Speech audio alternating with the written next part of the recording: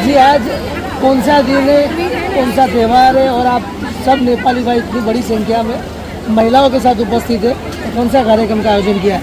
ये जब पार्वती की पुत्री पार्वती ने जब शिव स्वरूप को पति पाना था तो उनके पर्वत ने उनके भगवान विष्णु के साथ शादी करवाना चाहते थे, लेकिन पार्वती की इच्छा थी कि शिव जी के साथ शादी हो।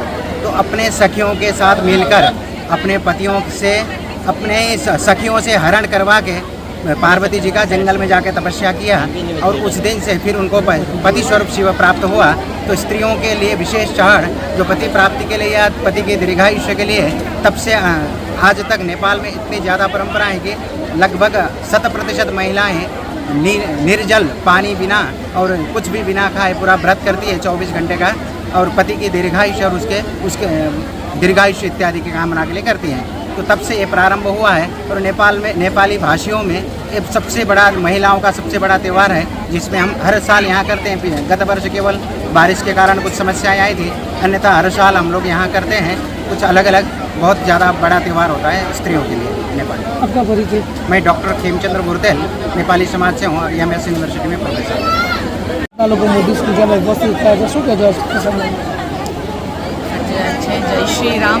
સૌથી પહેલાં તો આજે જે ખૂબ જ મોટી સંખ્યામાં કાર્યક્રમ કરવામાં આવ્યો છે અને છેલ્લા 10-12 વર્ષથી આ જ રીતે આ લોકો કેવડા ત્રીજના દિવસે સૌ નેપાળી સમાજના ભેગા થાય છે, સાથે આનંદ અને ઉલ્લાસથી આ કાર્યક્રમ મનાવતા હોય છે।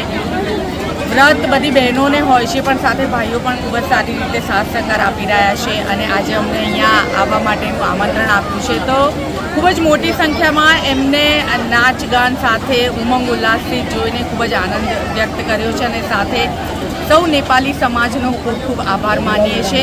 હું અહીંયા વોર્ડ નંબર 3માં રૂપલ મહેતા છું અને આજે કામનાથ મહાદેવ મંદિરની બાજુમાં રણછોડજીની વાડી છે, ત્યાં ખૂબ જ સુંદર આયોજન સાથે કાર્યક્રમ કરવામાં આવ્યો છે।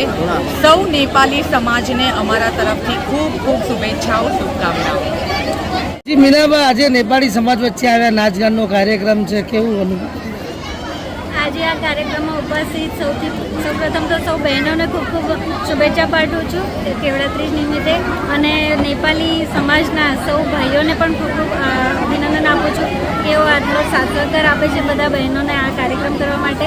અને આજના દિવસે બધા બહેનો પોતાના સૌભાગ માટે જે શિવજીની પૂજા અર્ચના કરતા હોય છે ભૂખ્યા તરસે રહીને, તો એ સૌ બહેનોને પણ ખૂબ ખૂબ અભિનંદન પાઠવું છું કે આટલા સારી રીતે કાર્યક્રમ કરે છે અને અમને અહીંયા આમંત્રિત કરે તે બધા સૌ ભાઈઓનો પણ ખૂબ ખૂબ આભાર।